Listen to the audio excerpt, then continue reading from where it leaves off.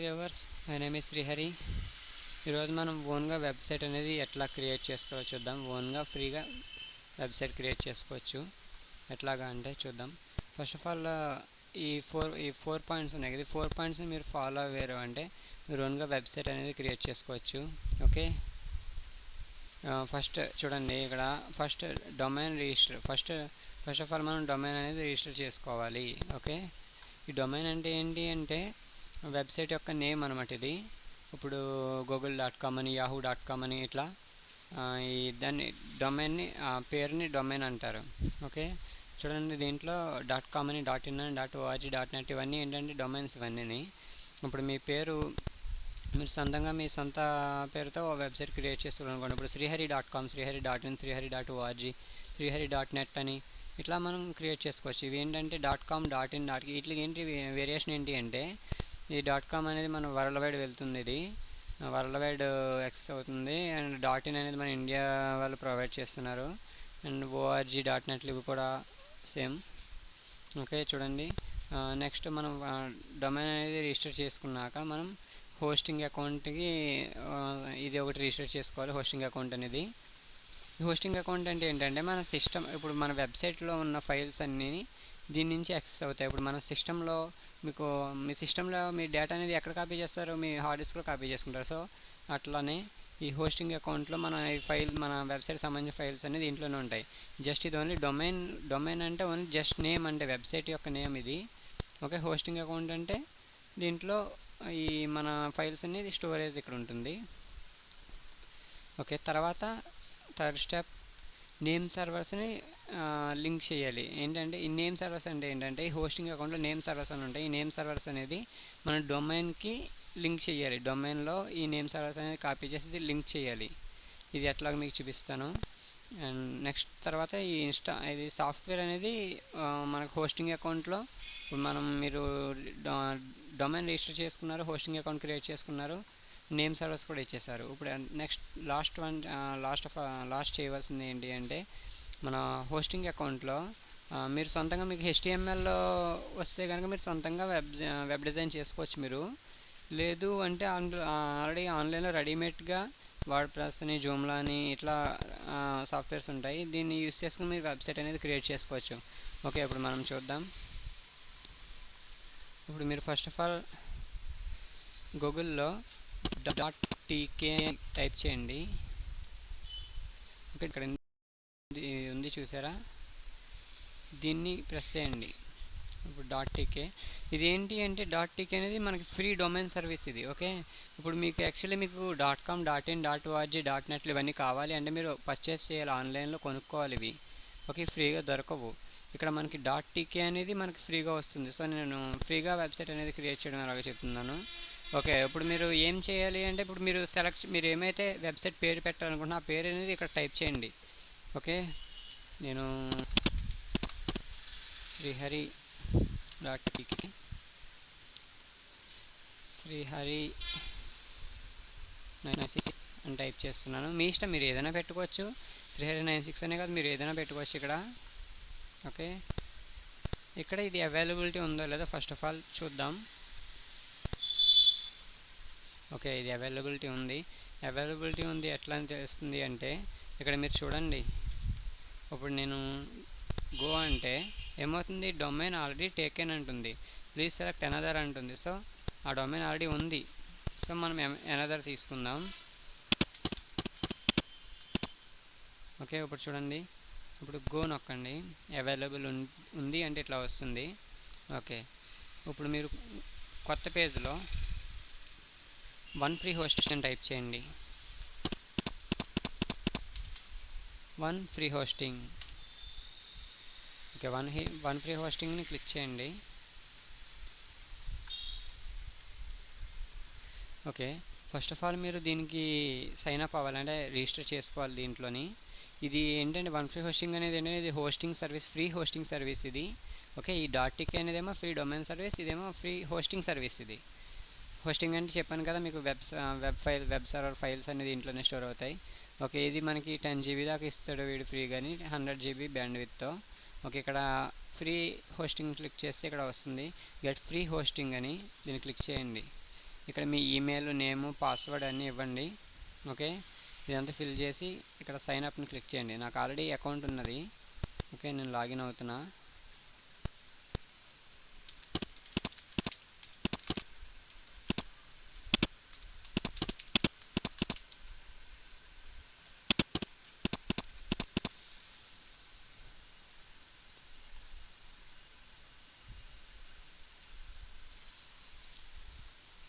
Okay, నేను login అవుతున్నా.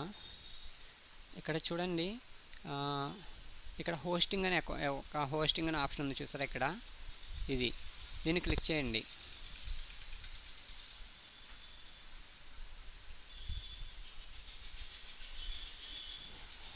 Okay, ఇక్కడ హోస్టింగ్ అకౌంట్ వచ్చాక ఇక్కడ చూడండి క్రియేట్ న్యూ అకౌంట్ ఉంది చూసారా, దీన్ని క్రియేట్ ఏ న్యూ అకౌంట్ని క్లిక్ చేయండి. హోస్టింగ్లో క్రియేట్ న్యూ అకౌంట్ క్లిక్ చేయండి.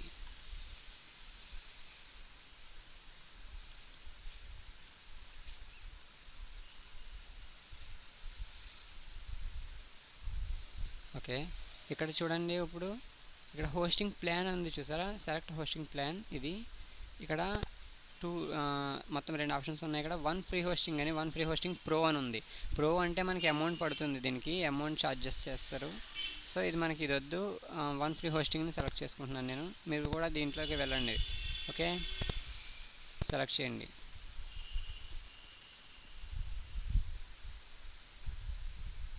ఓకే, ఇక్కడ చూడండి క్రియేట్ న్యూ అకౌంట్లో ఇది ఓపెన్ అయింది చూడండి.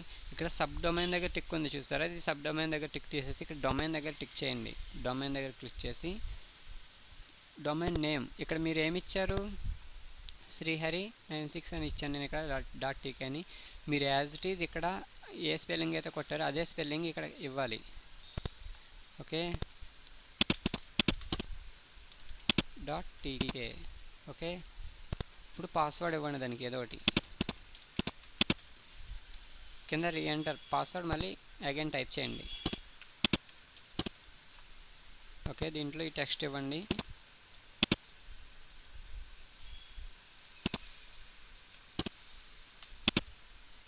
ఓకే, ఇక్కడ క్రియేట్ ఆప్షన్ క్లిక్ చేయండి.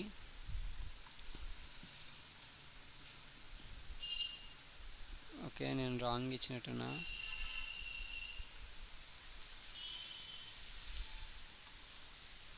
ఇది ఆల్రెడీ ఉన్నది, సో ఇక్కడ నేను మారుస్తాను. సరే, .tkలో నేను మారుస్తున్నాను.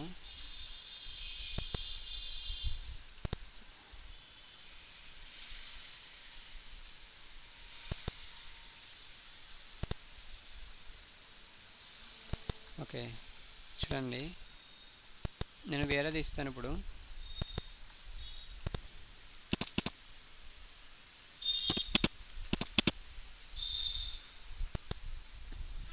ఓకే, ఇది నేను అక్కడ ఇస్తున్నాను, మీరేం మార్చిన అవసరం లేదు, మీరు అది తీసుకుంటే ఓకే. ఇప్పుడు నాకు ఇది తీసుకోలేదు కాబట్టి ఇది అక్కడ ఇస్తున్నాను నేను. శ్రీ 1 2 3 4 5 6 అని కొట్టి అది కొట్టాను. ఇప్పుడు అది చూడండి.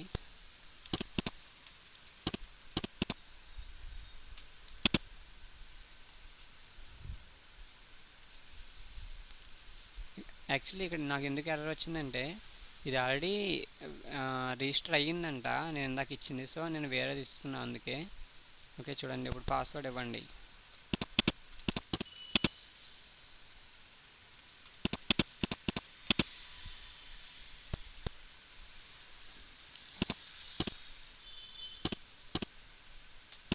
ఓకే, ఇక్కడ క్రియేట్ అనే ఆప్షన్ క్లిక్ చేయండి.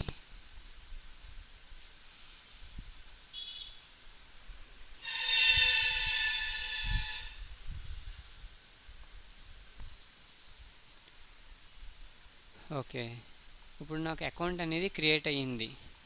బట్ ఇది మనకి ఎట్లా అంటే నేను ఆల్రెడీ అకౌంట్ క్రియేట్ చేసుకున్నాను. నాకు ఇప్పుడు 24 అవర్స్ అయితే కానీ నాకు ఇంకొక అకౌంట్ క్రియేట్ చేసుకోవడానికి లేదు.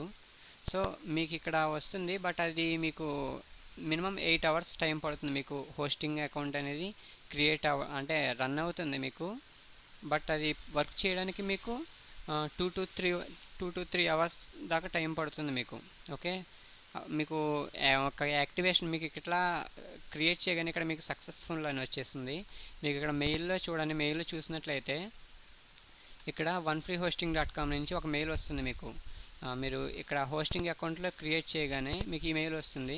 ఈ మెయిల్లో మీరు ఇది యాక్టివేషన్ కన్ఫర్మేషన్, ఇది కన్ఫర్మేషన్ మెయిల్. ఇది మీరు ఇట్లా లాగిన్, ఇది ఈ లింక్ని క్లిక్ చేయగానే మీకు ఈ హోస్టింగ్ అకౌంట్ అనేది యాక్టివేట్ అయిపోతుంది. ఓకే, ఈ హోస్టింగ్ అనేది యాక్టివేట్ అవుతుంది. మీకు హోస్టింగ్ అకౌంట్ క్రియేట్ చేసిన తర్వాత వెంటనే అవ్వదు, మినిమం 2-3 అవర్స్ టైం పడుతుంది. ఓకే, మీరు 2-3 అవర్స్ మీకు ఆల్రెడీ మెయిల్ వస్తుంది యాక్టివేషన్ అయ్యాక. ఓకే, ఇప్పుడు చూడండి, నాకు ఆల్రెడీ నేను అయిన పాత అకౌంట్ని చూపిస్తున్నాను. ఇప్పుడు మీకు ఇక్కడ మీరు ఇప్పుడు మీరు యాక్టివేషన్ అయ్యాక మీకు మీ మెయిల్ వచ్చాక మీకు యాక్టివేషన్ అయ్యాక మీకు హోస్టింగ్ ఆప్షన్లోకి రండి. ఇక్కడ మీరు లాగిన్ అవ్వి. ఓకే, మీరు హోస్టింగ్ ఆప్షన్లోకి రండి. ఇక్కడ నేను ఆల్రెడీ పాతది ఒకటి ఉన్నది, దీన్ని క్లిక్ చేస్తున్నాను. ఇప్పుడు మీకు ఇక్కడ ఎలా వస్తుంది, మీకు యాక్టివేషన్ అయ్యాక ఇక్కడ స్టేటస్ ఏమో యాక్టివేట్ అని చూపిస్తుంది. చూడండి, యాక్టివేట్ అని చూపిస్తుంది. మీకు ఇక్కడ యాక్టివేషన్ రాకపోతే కింద వస్తుంది ఈ స్టేటస్లో నా ప్రాసెసింగ్ ప్లీజ్ వెయిట్ అనే ఆప్షన్ వస్తుంది యాక్టివేట్ కాకపోతే. ఇక్కడ చూడండి, ఇప్పుడు యాక్టివేట్ అయ్యింది. ఇప్పుడు మీరు యాక్టివేట్ అయ్యాక మీరు ఇక్కడ స్విచ్ ఆప్షన్లోకి వెళ్ళండి. ఇక్కడ స్విచ్ అనే ఆప్షన్ ఉంటుంది ఎదురుగుండా, దాన్ని క్లిక్ చేయండి.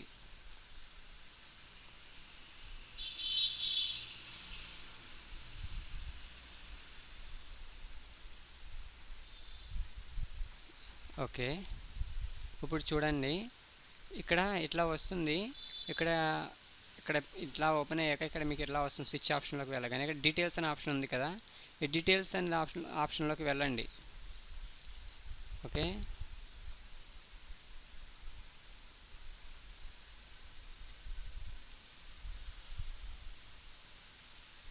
ఓకే, మీకు ఆల్రెడీ చెప్పాను. ఇక్కడ మనము డొమైన్ రిజిస్టర్ చేసుకున్నాం, హోస్టింగ్ అకౌంట్ రిజిస్టర్ చేసుకున్నాం.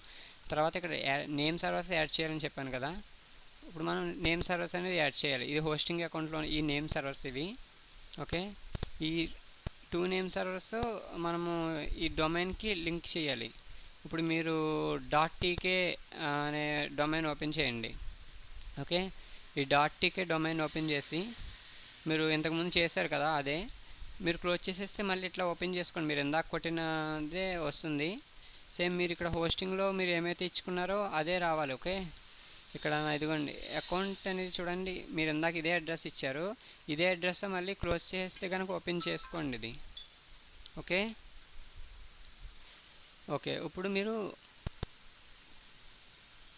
ఇక్కడ చూడండి, ఇక్కడ మీరు ఎట్లా అవైలబుల్ అయితే ఎట్లా వస్తుందని చెప్పాను కదా. ఇక్కడ యూజ్ ఓన్ డిఎస్ అని ఉంది చూడండి, ఓన్ డిఎస్ దగ్గర యువర్ ఓన్ డిఎస్ అని ఉంటుంది, దాన్ని క్లిక్ చేయండి. ఓకే, దాన్ని క్లిక్ చేశాక ఇక్కడ సర్వర్ నేమ్ అని అడుగుతుంది.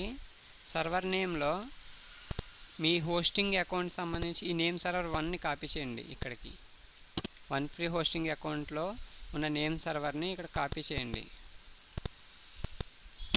Okay, next name server 2 Ctrl+C copy. Okay, paste చేయండి ఇక్కడ. ఓకే, ఇక్కడ మీకు రిజిస్ట్రేషన్ లెంత్ అని ఉంది చూసారా, ఈ రిజిస్ట్రేషన్ లెంత్ ఏంటంటే మీరు ఎన్నాలని పెట్టుకోవచ్చు, ఇది ఫ్రీయే. మీరు 12 months అని 12 months 4 months అట్లా. ఓకే, ఇక్కడ ఈ టెక్స్ట్ అనేది టైప్ చేయండి.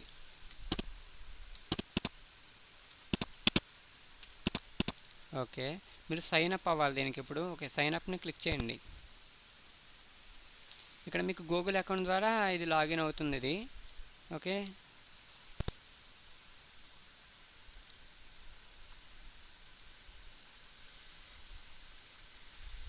ఇక్కడ యాక్సెప్ట్ని క్లిక్ చేయండి.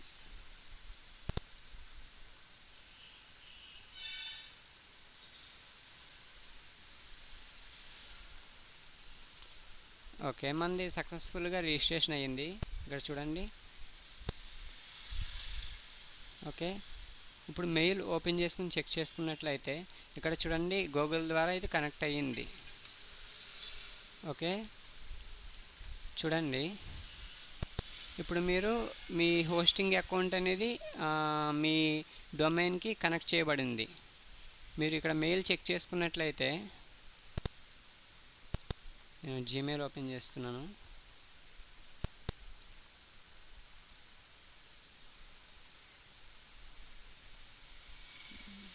ఇంకా మెయిల్ అనేది ఇంకా రాలేదు. ఓకే, ఇక్కడ చూడండి. ఇప్పుడు ఫస్ట్ ఆఫ్ ఆల్ మీరు ఇక్కడ చూడండి, యాక్సెస్ యువర్ వెబ్సైట్ అట్ ఈ మెయిల్లో ఈ అడ్రస్ మనది, మీరు ఇచ్చింది ఏ అడ్రస్, ఈ అడ్రస్ మీరు దీన్ని ఒకసారి క్లిక్ చేస్తే ఈ వెబ్సైట్ అనేది ఓపెన్ అవుతుంది. బట్ ఇంకా ఇది ఆన్లైన్లోకి రాదు. దీంట్లో ఒక సాఫ్ట్వేర్ ఇన్స్టాల్ చేయాలని చెప్పాను కదా. ఓకే, మనం ఈ సాఫ్ట్వేర్ అనేది ఇన్స్టాల్ చేద్దాం. అది ఏంటో ఒకసారి చూద్దాం. ఓకే, ఇక్కడ మీకు హోస్టింగ్ అని ఉంది చూసారా, హోస్టింగ్ని క్లిక్ చేయండి.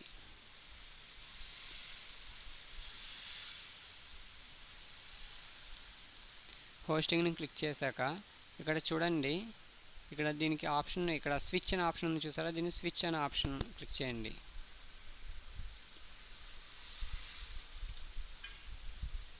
ఓకే,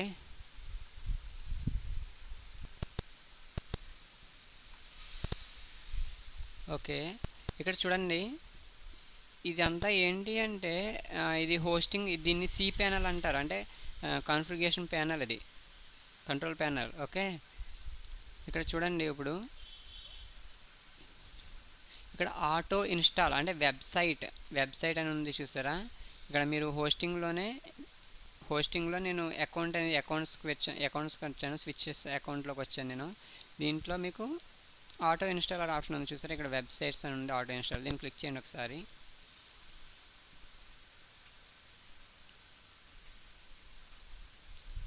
ఇక్కడ వెబ్సైట్స్ అంటే ఇవన్నీ రెడీమేడ్గా వీడు ఆటోమేటిక్గా ఈ సి ప్యానల్లో మనకు కొన్ని రెడీమేడ్ వెబ్సైట్స్ ఉన్నాయి. ఇక్కడ మనము లేదు అంటే మీరు వెబ్సైట్ డిజైనింగ్ వస్తే కనుక, HTML లాంగ్వేజ్ వస్తే కనుక మీరు సొంతంగా ఈ లాంగ్వేజ్ డిజైన్ చేసుకోవచ్చు మీరు వెబ్సైట్ని. ఓకే, నేను వర్డ్ ప్రెస్ అనే దాన్ని ఇప్పుడు ఇన్స్టాల్ చేస్తున్నాను. వర్డ్ ప్రెస్ని క్లిక్ చేయండి ఇక్కడ.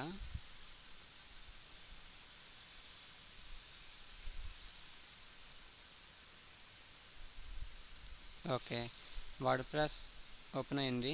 ఇక్కడ ఇన్స్టాల్ టు అనే ఆప్షన్ ఉంది కదా, ఇది ఏంటి అంటే ఇక్కడ మీకు ఇది ఎక్కడ ఇన్స్టాల్ అవుతుందంటే దీనికి ఒక మన ఫోల్డర్ అనేది కేటాయించాలి. నేను EN అని ఒకటి పెడుతున్నాను, లేదంటే మీ ఇష్టం, EM అని ఇస్తున్నాను. ఇక్కడ అడ్మినిస్ట్రేటర్ యూజర్ నేమ్, ఇక్కడ అడ్మిన్ అని ఇస్తున్నాను. పాస్వర్డ్. ఓకే, ఇక్కడ ఇన్స్టాల్ చేస్తున్నాను. ఇన్స్టాల్ వర్డ్ప్రెస్ 3.3.1 అని ఉంది కదా, దాన్ని క్లిక్ చేయండి. ఓకే,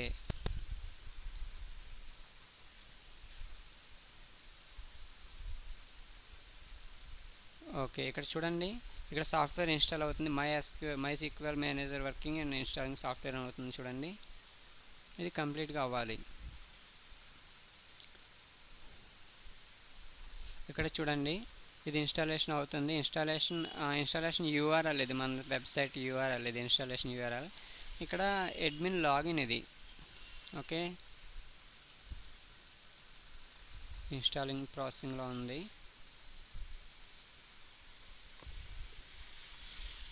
ఓకే, ఇక్కడ చూడండి, సాఫ్ట్వేర్ ఇన్స్టాల్ 100% అని వచ్చింది. MySQL మేనేజర్ కూడా 100% అని వచ్చింది. ఓకే, ఇప్పుడు చూడండి,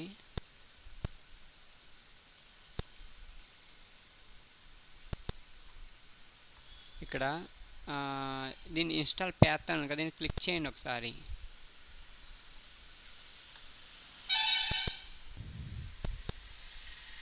ఓకే గాయస్, ఇప్పుడు చూడండి, ఇప్పుడు మీరు ఒకసారి సి ప్యానల్ వన్ ఫ్రీ హోస్టింగ్లోకి వచ్చి ఇక్కడ మీరు హోస్టింగ్ అనే దాన్ని క్లిక్ చేయండి.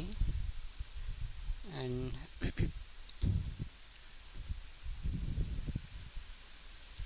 హోస్టింగ్ అనేది క్లిక్ చేశాక ఇక్కడ మీకు చూడండి, మీ అకౌంట్ అనేది స్విచ్ నొక్కండి, మీ ఆప్షన్.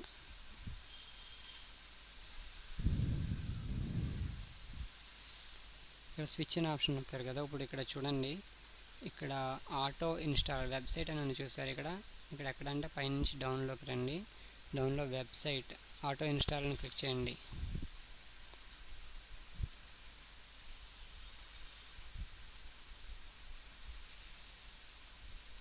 ఓకే, ఇక్కడ చూడండి, వర్డ్ ప్రెస్ నేను ఇక్కడ యాక్చువల్లీ ఇన్స్టాల్ చేసింది ఇది. ఇప్పుడు చూడండి, దాన్ని ఇక్కడ మేనేజ్ కొట్టండి. ఇక్కడ వర్డ్ప్రెస్ మనం ఇక్కడ ఇందాక పాస్వర్డ్ అది ఇచ్చాం కదా, పాస్వర్డ్ యూజర్ నేమ్ ఇక్కడ ఎంటర్ చేయవలసి ఉంటుంది. ఇక్కడ అడ్మిన్ పాస్వర్డ్ ఏమో ఓకే. ఇక్కడ లాగిన్ కొట్టండి. ఫస్ట్ ఆఫ్ ఆల్ మనం వెబ్సైట్ ఇది ఏంటంటే బ్యాక్ సైడ్ అడ్మిన్ ప్యానల్, ఇది ఫ్రంట్ ప్యానల్, ఇది ఉంది చూసారు, దీన్ని క్లిక్ చేయండి. చూడండి వెబ్సైట్ అనేది క్రియేట్ అయిపోయింది. ఇక్కడ మీ ఇష్టం, మీరు ఇక్కడ వెబ్సైట్ అనేది మీకు తగినట్టుగా ఇక్కడ నుంచి డిజైన్ చేసుకోవచ్చు. ఓకే.